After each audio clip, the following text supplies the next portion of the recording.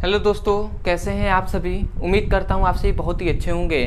तो आज की इस वीडियो में हम देखने वाले हैं क्लास 10th का भौतिक विज्ञान, जिसमें हम देखेंगे प्रतिबिंब रचना का नियम। तो प्रतिबिंब रचना का नियम क्या होता है, इसको हम समझेंगे और बहुत ही आसानी से आपको समझ में आएगा। तो चलिए दोस्तों हम देख लेते हैं। तो हम देखेंगे, सबसे पहले यहाँ पे लिख दूँ भौतिक विज्ञान, जिसमें हम देखने वाले हैं प्रतिबिंब रचना का नियम। क्या देखेंगे? प्रतिबिंब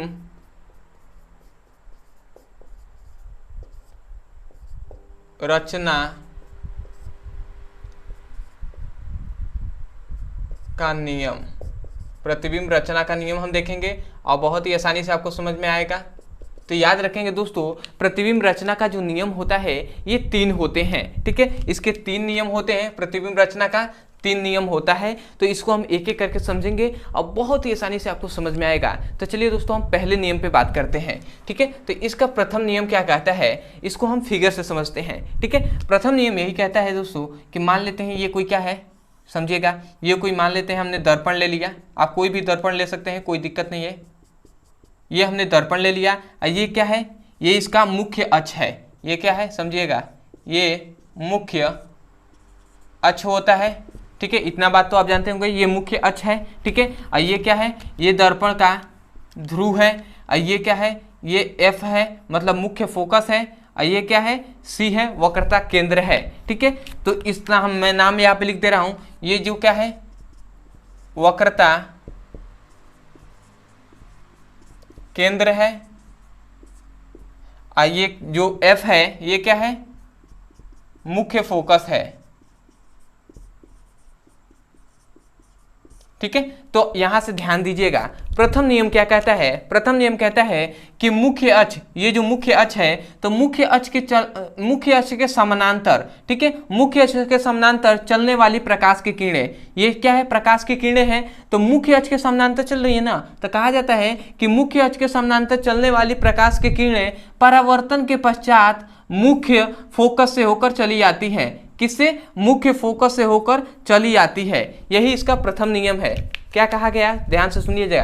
प्रथम नियम यही है कि मुख्य अक्ष है ना ये, तो मुख्य अक्ष के समानांतर चलने वाली प्रकाश की किरणें परावर्तन के पश्चात मुख्य फोकस से होकर चली आती हैं। ठीक है, ये प्रथम नियम है। तो मैं इसको लिख दे रहा हूं, लिखेंगे यही कि मुख्य अक्ष के समांतर चलने वाली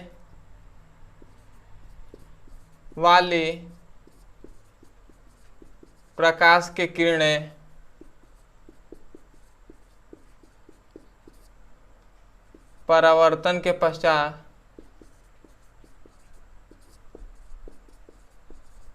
किरणें परावर्तन के पश्चात मुख्य फोकस से होकर चली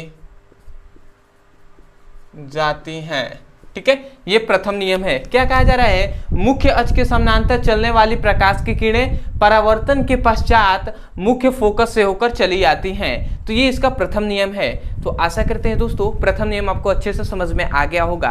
अब हम देखेंगे इसका द्वितीय नियम। ठीक है, तो अब हम देखते हैं द्वितीय नियम। तो मैं इसको थोड़ा सा मैं मिटका रहा हूं। ठीक है, द्वितीय नियम भी हम यही से समझ लेते हैं।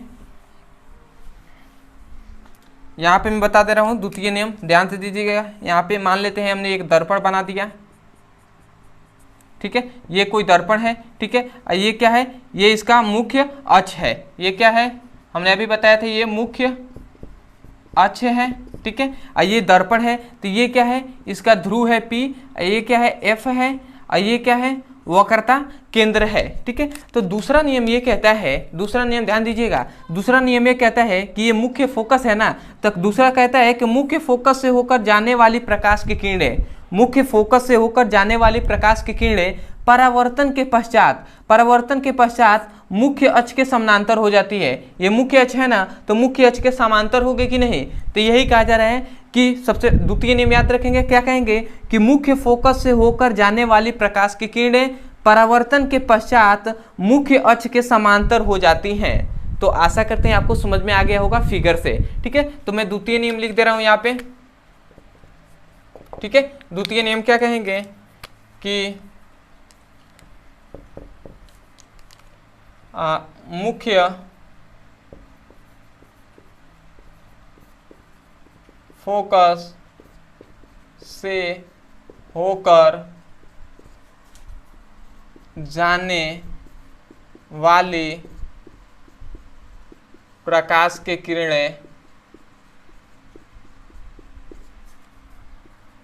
परावर्तन के पश्चात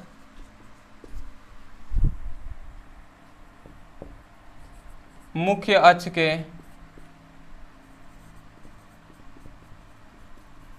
समांतर हो जाती हैं। ठीक है, तो ये द्वितीय नियम है। क्या कहा जा रहा है, मुख्य फोकस से होकर जाने वाली प्रकाश की किरणें परावर्तन के पश्चात मुख्य अक्ष के समांतर हो जाती हैं। तो आशा करते हैं द्वितीय नियम भी आपको अच्छे से समझ में आ गया होगा। अब आते हैं हम तृतीय नियम पे। ठीक है, तो तृतीय नियम यहाँ पे देख लेते हैं।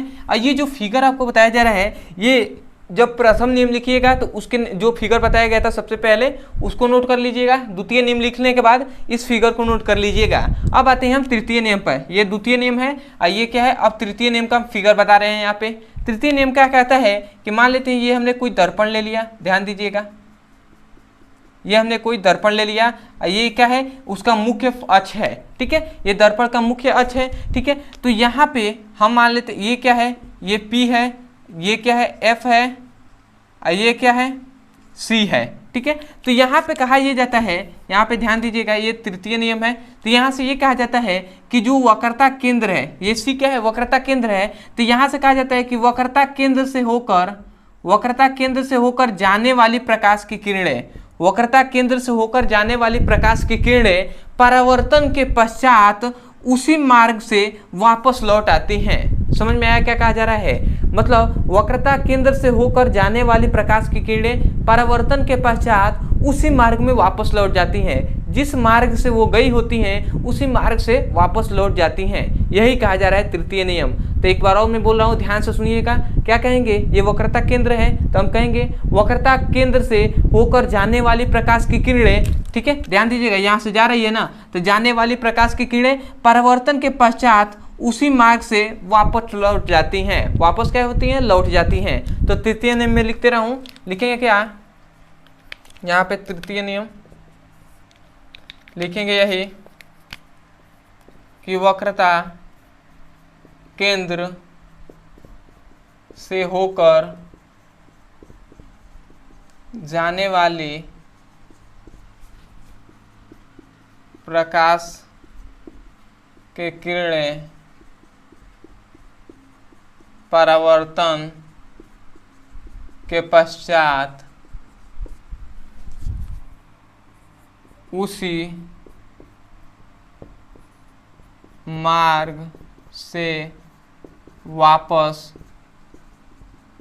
लौट जाती हैं। ठीक है, तो ये तृतीय नियम है कि वक्रता केंद्र से होकर जाने वाली प्रकाश की किरणें परावर्तन के पश्चात उसी मार्ग में वापस लौट जाती हैं। तो आशा करते हैं दोस्तों आपको तीनों नियम अच्छे से समझ में आ गया होगा। तो मैं यही कहूँगा दोस्तों, यदि आप हमारे चैनल पर नए हो तो आप हमारे चैनल को सब्सक्राइब कर लीजिएगा, वीडियो को लाइक कर दीजिएगा और हो सके तो कमेंट सेक्शन में हमें जरूर बताइएगा कि आपको वीडियो कैसा लगा। अदरवाइज यदि आप क्लास 10th में या 12th का अच्छे से पढ़ाई करना चाहते हैं तो आप हमारे चैनल के प्लेलिस्ट में जाकर आप क्लास 10th हो या 12th हो, ठीक है, या 11th में हो, तो फिजिक्स, केमिस्ट्री, बायोलॉजी का आप अच्छे से पढ़ाई कर सकते हैं और अपने सुंदर से नोट्स बना सकते हैं। अदरवाइज यदि आप अच्छे से पढ़ाई करना चाहते हैं क्लास 10th का, तो इस वीडियो के डिस्क्रिप्शन में लिंक दिया जाएगा, भौतिक विज्ञान का भी, रसायन विज्ञान का भी और जीव विज्ञान का भी। तो उस लिंक पर क्लिक करके आप चैप्टर वाइज सीक्वेंस में एक एक करके वीडियो को पढ़ सकते हैं और अपने सुंदर से नोट्स बना सकते हैं। अदरवाइज आपको कोई भी टॉपिक समझ नहीं आता है, ठीक है, तो उस टॉपिक का नाम लिखिए यूट्यूब पर और अंत में हमारे चैनल का नाम लिख दीजिए, वीडियो वहाँ से भी मिल जाएंगे, आप वहाँ से भी जाकर अच्छे से पढ़ाई कर सकते हैं और अपने सुंदर से नोट्स बना सकते हैं। तो चलिए दोस्तों आज के लिए इतना ही, मिलते हैं अगले वीडियो में, तब तक के लिए धन्यवाद। जय हिंद, जय भारत।